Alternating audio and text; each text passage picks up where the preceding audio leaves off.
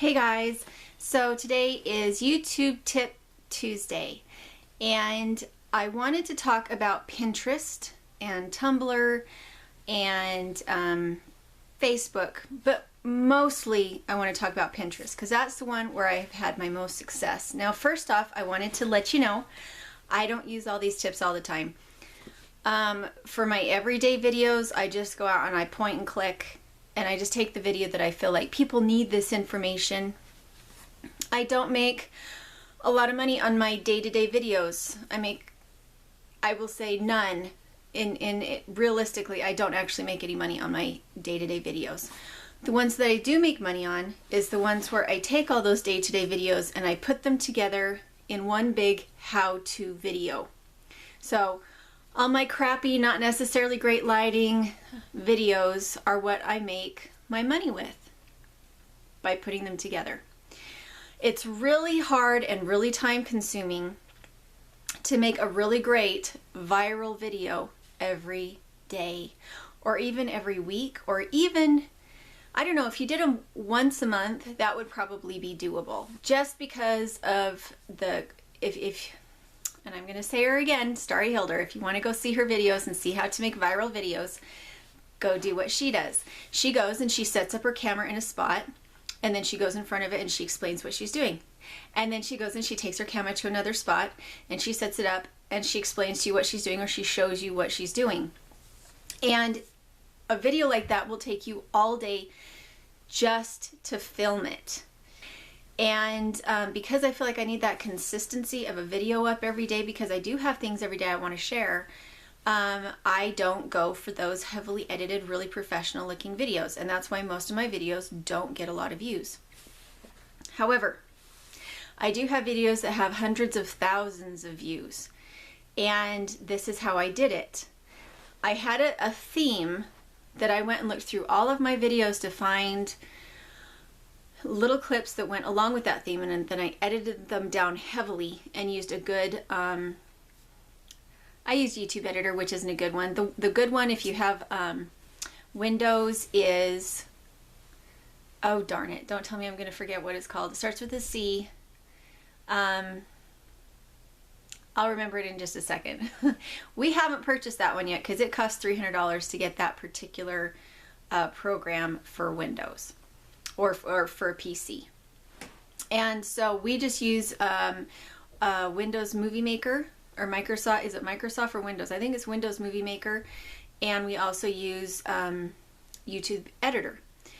And that's as good as it has to be. Could it be way more professional if I used that $300 program? Yeah, it could be. But you don't have to have it. And both of those, the YouTube Editor and the Windows Movie Maker, are free programs. So there's that.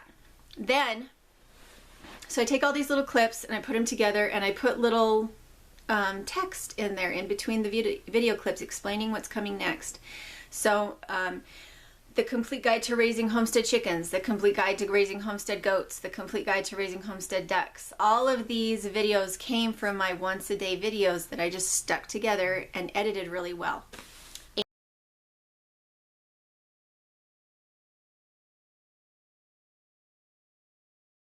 Those are the videos that I put on Pinterest. There, when you're editing, it says share. Well, no, it doesn't. When you're editing, you can't do it. You have to go in and re-watch your video as if you were the public. And then down there, next to your description, there will be a button that says share. And when you click that, it'll open it up to all these different programs that you can share your videos with. If I do one of these heavily edited videos, I will share it to every single platform that I can think of. And it makes an enormous difference in how many views you get and how many subscribers you get. When I first started off, I just had how to homestead the smart way. And that one went viral for me without Pinterest or anything. It just suddenly took off, and oh my gosh, wow, this is amazing. For my other videos that have gone viral and have actually surpassed that one now, I shared them on Pinterest. And it has to be a really good video in order to put it on Pinterest. If it's not a really good video, it's going to actually make it so that if in the future you start to put on good videos, people will have already been exposed to a kind of lackluster video and they won't have any interest in looking at your video. So if you're going to share it with Pinterest, you need an excellent thumbprint.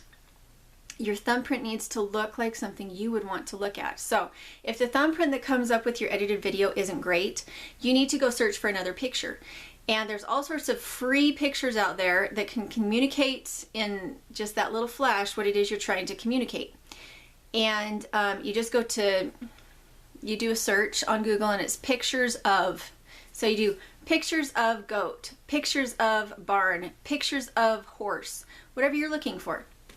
And then you go and you click on the image that you think is lovely and you right click and you save the image and it will download it to your file wherever you save it. And then you go back in to edit your heavily edited fantastic video and you add a custom thumbprint. And some of them are copyrighted. So if it won't ever pull up and you can't get that thumbprint to come up, which happens with a lot of really beautiful pictures, they're copyrighted, you can't use those. But there's tons of photos out there that are not copyrighted and it's not illegal and there's nothing immoral about using them. If they're unrelated to your video, it will give you a bad, you'll leave a bad taste in people's mouth. So you want the picture to be as close as possible to what you're actually doing. You want to have a really good title. It can't be intro number 3. It can't be explanation number 2. You can't do that because the picture and the title need to explain what the video is about. And what you can do is do the Complete Guide to Homestead Chicken 1, but it puts the title that will catch them first before you mention that there's 2 other parts. Don't worry about that. Do Complete Guide to Homestead Chicken 1. And then if you had to break it up for some reason, the Complete Guide to Homestead Chickens 2. But you don't ever want to have a title that doesn't tell them something about what the video is about. If you do that, you won't get any new subscribers. Your current subscribers will know what you're talking about if you come up and say intro number 3 or in the series number 14. Okay, that makes absolutely no sense to a new subscriber. They don't know what the video is about. They don't know why they should care about it. But if instead you say how to ride a horse 1, they recognize this video is going to be about a horse because you put something in there that gave them that indication. And again, these are not things that I always follow through with on my little videos. I'm sometimes scatterbrained about how I title them, and sometimes my thumbprint isn't perfect, and sometimes I'm just like, I need to get this information out. The information is important. But I do try really hard not to do something like homesteading series number 1. That doesn't tell them what this particular video is about. You need to do that.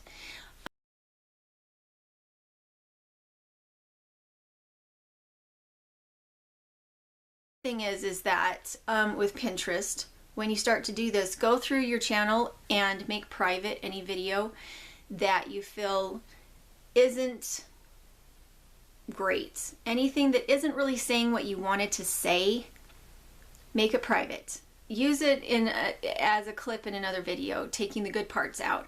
I've done that, I think 4 times now, where I knew that I had a big event coming up where I was expecting a whole bunch of new subscribers, and I went through everything, and anything that I felt didn't give a good message or reflected badly on her channel, or it was hard to understand and I thought I could make a better video, I take it off. Because then if people come and look because they were searching for that topic and they see your topic and they go and look at it and it's a crappy video, they won't feel any interest in going and looking at your other videos, which all might be really, really great. But you know, a few crappy videos in there are going to pull your channel down because that may be the only exposure they ever have to your channel.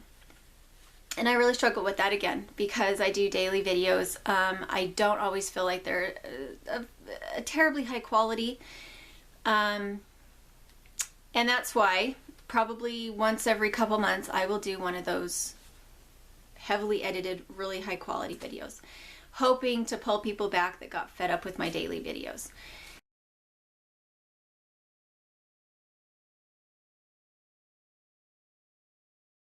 makes sense that, yes, I want to be true to my channel, but if my videos that are seen the most and the ones that allow me to invest in better equipment and to take care of my animals in the meantime, if those are the ones that people want to see, as long as they're not immoral in some way, those are the ones that I will make. And I will try to push and shove and nudge a little bit into the direction that I want the channel to go in, but I will try to stay true to what my actual customers, clients, subscribers want to see.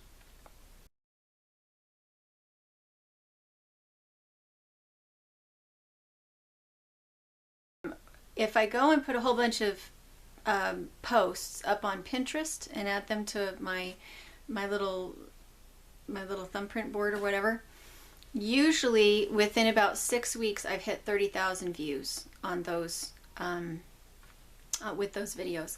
So when I see on you guys' channels, if I see one that I think is just out of this world amazing, I will pin your video on my Pinterest boards. And I don't get paid for that. It will link it back to your channel, not to my channel.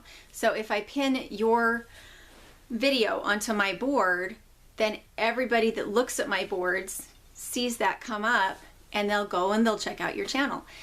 And it just makes it really easy to share these amazing videos. Again, don't do it if it's a crappy video, but some of you guys have some amazing videos, and it was really fun to be able to share them on Pinterest. And if you see a particular video that suddenly takes off in about 6 weeks, it'll probably be a Pinterest that you put up or that somebody else puts up, because there's a pretty big audience over there. If any of you know how to use these other ones better than I do, like Tumblr or Twitter or Snapchat, let me know how you use them, because those are audiences I haven't really explored yet. And for those of you who aren't trying to make any money on YouTube, this is probably not the best video for you to watch, because I'm talking to those of you who are really serious about it, really want to break into it, see it as a viable source of income, and I really want to know how to do it, instead of kind of prancing and pussyfooting around the issue of, well, should you make money on YouTube? Should you not make money on YouTube? Is that unethical? I don't know how it could be any more unethical than selling tennis shoes at Reebok. How could that be unethical? And I don't get it when some people are really upset that people make money on YouTube. If it's an original thought and you put the work into it and you put all this time into it, why is it not okay to be paid for it? Isn't that capitalism? And isn't that also sharing important information that benefits the world? I got off on another rant. Okay, I love you guys. We'll talk to you later.